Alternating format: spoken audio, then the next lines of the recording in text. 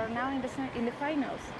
Yeah, we're very happy, and especially because it was one of the toughest teams we played, and we knew that before walking into the game and watching the videos.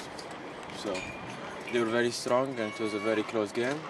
But thankfully, we played a bit better, I think, towards the last two checkers, which gave us the advantage. So. And still unbeatable. Yeah, hopefully it stays that way. Will it last till I hope so. the Gold Cup? I hope so. That's the plan. So I think so. If we play as well as we've been playing and we talk to each other, you know, at the end of the day, it's not only the players, it's the horsepower as well. So it's a combination of both. But we're positive, and we just need to concentrate and try our best. How is this summer season going here in Santa Maria? Unbelievable. I think so. It's the best place to play polo, to be honest. I'm from back home. It's sunny. We've got the beach.